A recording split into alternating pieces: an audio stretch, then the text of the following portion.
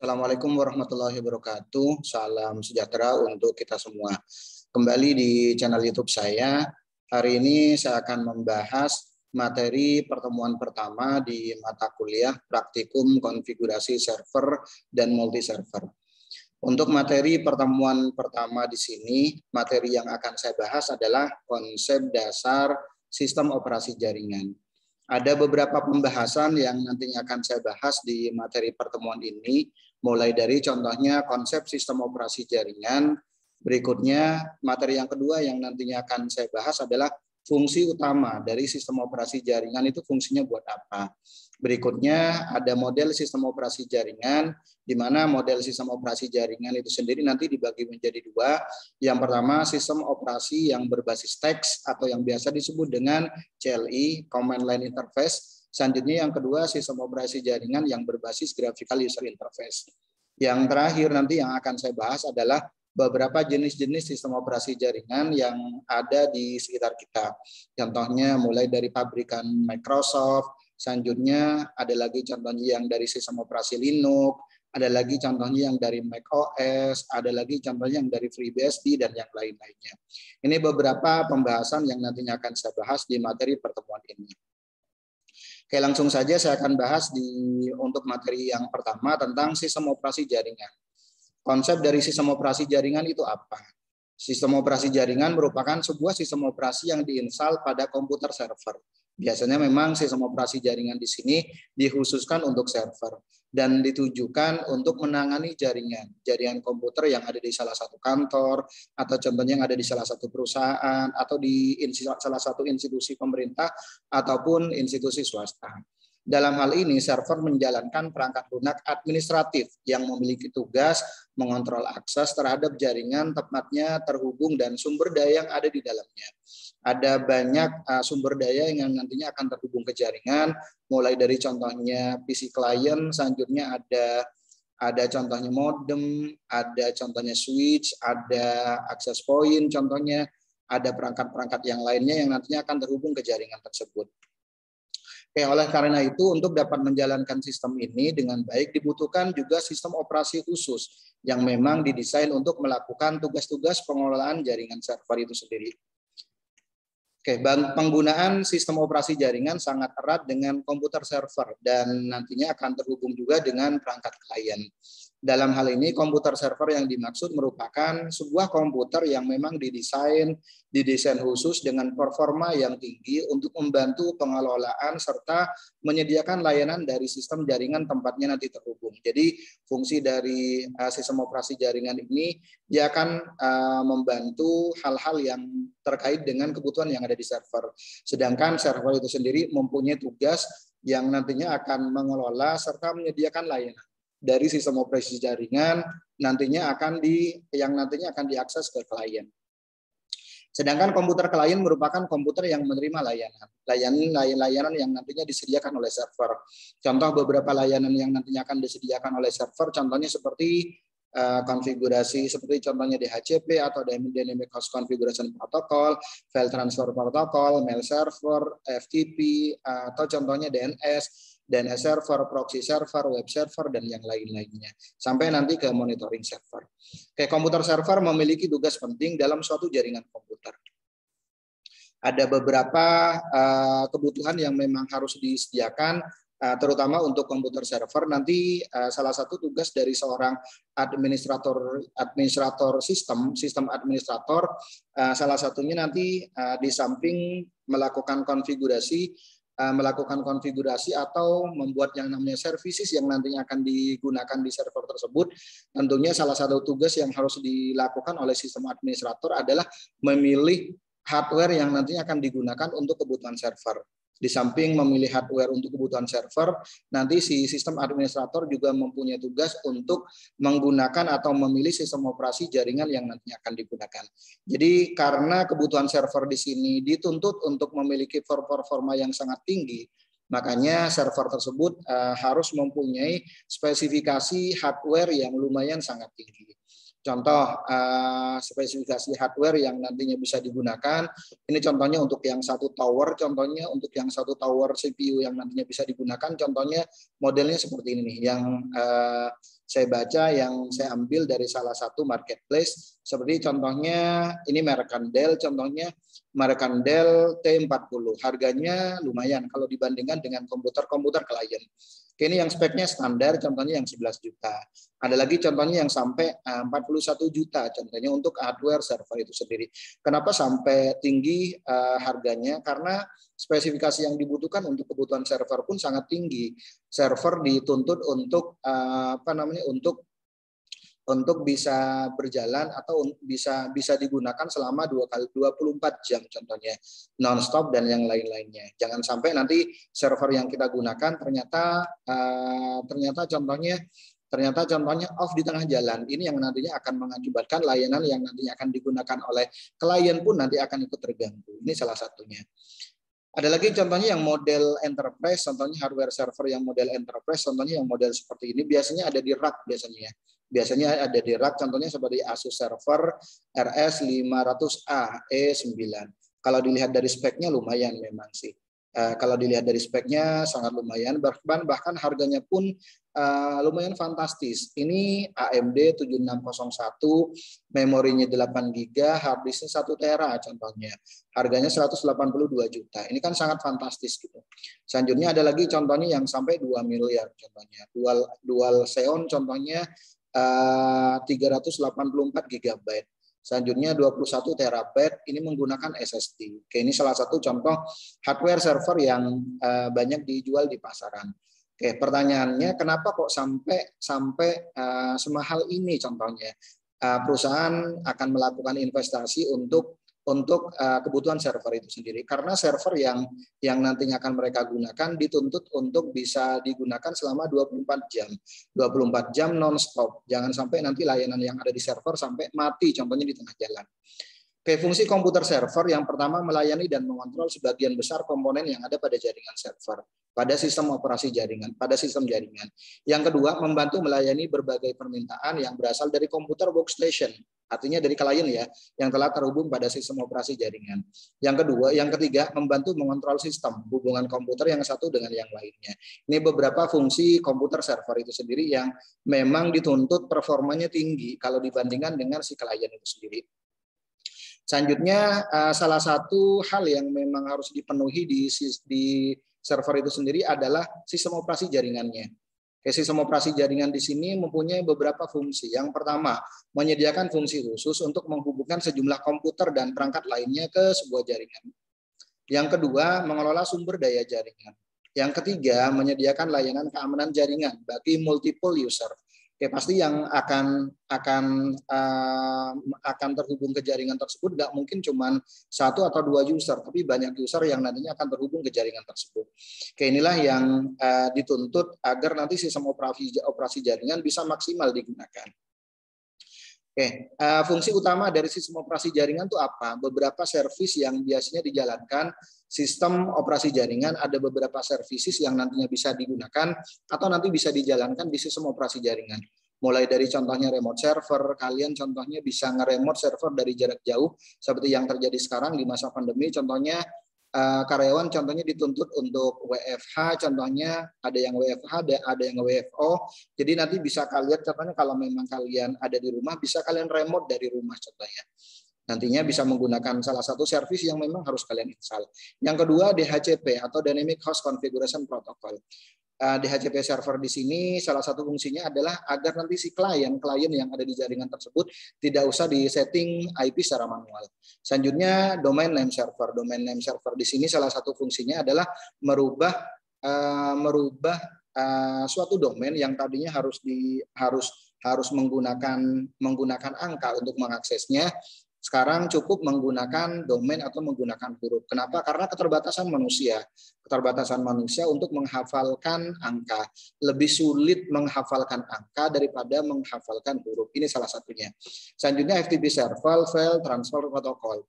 Bisa juga contohnya kita menggunakan yang namanya secure shell nanti. FTP di sini terkait dengan fungsinya adalah untuk upload dan download file yang nantinya digunakan untuk kebutuhan server itu sendiri dari klien atau nanti ke klien, dari klien atau nanti ke klien. Contoh, kita akan ngedownload file contohnya dari klien ke server contohnya, atau contohnya kita akan ngupload file dari dari klien ke server. Nanti kita bisa menggunakan service yang ada di FTP itu sendiri. Selanjutnya yang ketiga ada yang namanya web server. Web server di sini kita menyediakan layanan yang nantinya bisa digunakan oleh klien untuk kebutuhan mengakses di suatu service untuk di browser itu sendiri. Bisa nanti contohnya kita menggunakan template yang ada, contohnya kita menggunakan WordPress atau nanti bisa menggunakan framework yang lainnya di samping WordPress, contohnya seperti Joomla dan yang lain-lainnya. Selanjutnya database server. Database server di sini pun nanti akan diakses, akan diinstal contohnya di sistem operasi jaringan. Berikutnya ada mail server. Mail server di sini pun nanti akan diinstal contohnya di sistem operasi jaringan yang ada di server. Oke, selanjutnya nanti tinggal diakses dari si klien itu sendiri. Ini terkait dengan domain ya. Nanti untuk mail servernya nanti akan ngikutin dari suatu domain. Contohnya saya buat domain dengan nama undira.ac.id. Nanti ada beberapa email yang nantinya bisa kita buat dengan menggunakan domain tersebut. Contohnya info contohnya @undira.ac.id atau contohnya marketing@undira.ac.id atau contohnya Fakultas Teknologi Informasi fti@undira.ac.id atau seperti yang digunakan oleh fasilitas email yang diberikan oleh ke mahasiswa contohnya atau ke dosen. Selanjutnya proxy server di sini biasanya digunakan untuk ngeblok situs-situs berbahaya atau contohnya malware ataupun yang lain-lainnya yang nantinya akan masuk ke jaringan. Ini kurang lebih beberapa service yang bisa dijalankan di sistem operasi jaringan secara garis besar. Sebenarnya ada tambahan lagi beberapa service yang nantinya bisa digunakan atau bisa diinstal di komputer server itu sendiri yang menggunakan sistem operasi jaringan itu sendiri. Contohnya VPN server atau contohnya nanti kontrol hosting, contohnya hosting server, contohnya kontrol hosting server dan yang lain-lainnya. Oke, selanjutnya saya bahas tentang model sistem operasi jaringan. Secara garis besar, model sistem operasi jaringan itu dibagi menjadi dua. Yang pertama, sistem operasi jaringan berbasis teks atau yang biasa disebut dengan Command Line Interface atau CLI. Ada beberapa keunggulan dari CLI itu sendiri. Yang pertama, pengoperasiannya cenderung mudah karena berupa teks. Yang kedua, tidak terlalu membutuhkan banyak space, terutama resource ya. Terutama contohnya spesifikasi hardware yang lumayan agak tinggi karena teks lebih kecil ukurannya pasti.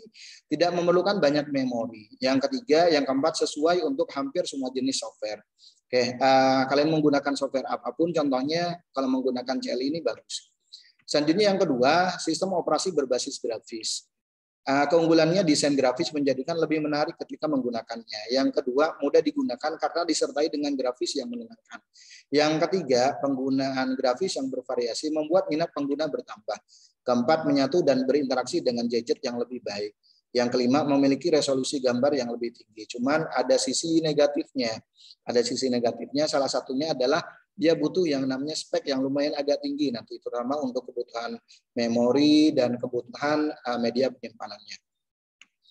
Oke, selanjutnya saya bahas tentang jenis-jenis sistem operasi jaringan yang nantinya bisa digunakan oleh seorang sistem administrator.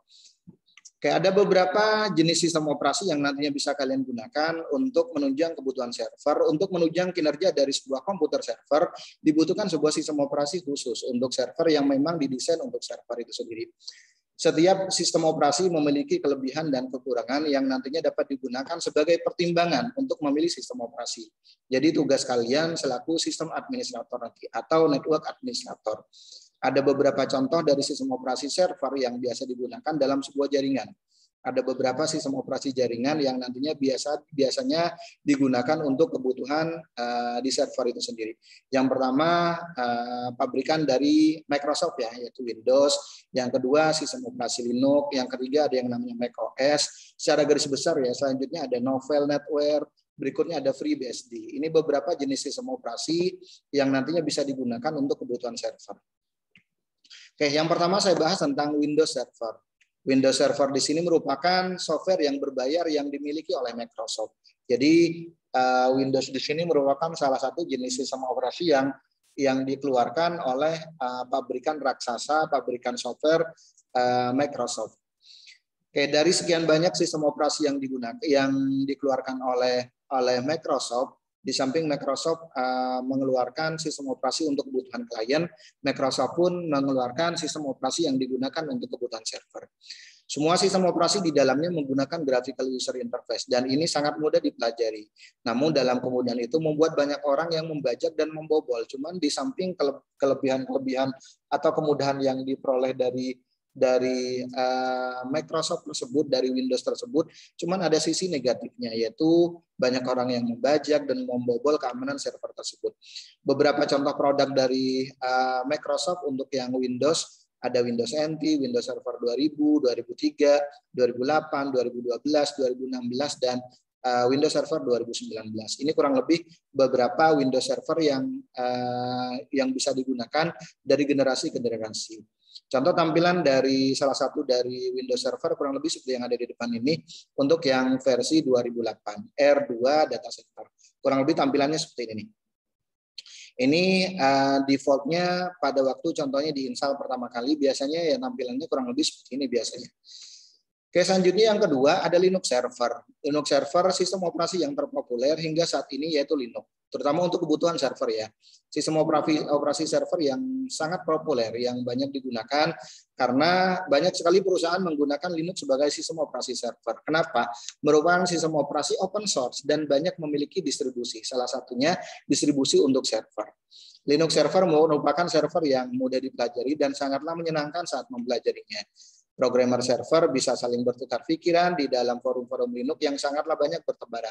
Jadi karena sifatnya open source, banyak programmer yang berlomba-lomba untuk membuat yang namanya sistem operasi yang baru yang biasa disebut dengan remastering. Ini yang ada di sistem operasi Linux itu sendiri. Oke, hal ini menjadikan Linux menjadi favorit server. Server Linux juga merupakan server yang ringan karena tampilannya menggunakan CLI. Adapun contoh server yang sering digunakan contohnya Debian Server, Ubuntu Server, ada CentOS, CentOS Server, OpenSUSE, ClearOS Server, dan yang lain-lainnya.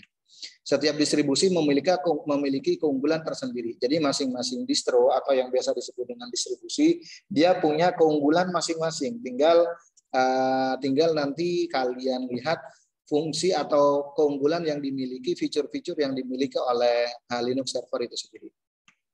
Contoh tampilan dari Linux Server saya ambil dari yang Ubuntu. Contoh tampilannya seperti yang ada di depan ini. Oke, misal Ubuntu Server, contohnya pada waktu kita pertama kali akan melakukan instalasi. Selanjutnya macOS Server. macOS Server di sini merupakan sebuah produk unggulan dari Apple.ins. Ini salah satu jenis sistem operasi jaringan yang nantinya bisa digunakan. Apple sendiri juga mempunyai produk sistem operasi server. Beberapa contohnya dia menggunakan nama hewan. Contohnya ada macOS 10 yang biasa disebut dengan macOS 10 atau server 1.0 biasanya disebut dengan Rhapsody. Ada contohnya yang macOS X, contohnya macOS X ya. macOS X 10.7 biasa disebut dengan layan server dan seterusnya. Tampilannya kurang lebih tampilannya seperti yang ada di depan ini, seperti tampilan dari sistem operasi yang digunakan untuk klien. Sebenarnya tidak jauh berbeda dengan sistem operasi yang digunakan untuk klien. Dia menggunakan tombol-tombolnya, menu-menunya dia menggunakan menu mata ikan. Maksudnya kalau diarahin kursornya nanti dia akan membesar. Itulah yang disebut dengan menu mata ikan. Selanjutnya Novel Netware, sistem operasi server Novel Netware merupakan sebuah sistem operasi yang dikembangkan oleh Novel.ins. Beberapa produknya contohnya Netware 2862.x dan seterusnya, dan Open Enterprise Server. Yang terakhir ada FreeBSD. FreeBSD, sistem operasi jaringan FreeBSD adalah salah satu perkembangan dari Unix yang bertipe Unix bebas dan diturunkan oleh Unix AT dan T FreeBSD. FreeBSD di sini dibuat tahun 1993 oleh David Greenman dan beroperasi di atas Intel X6.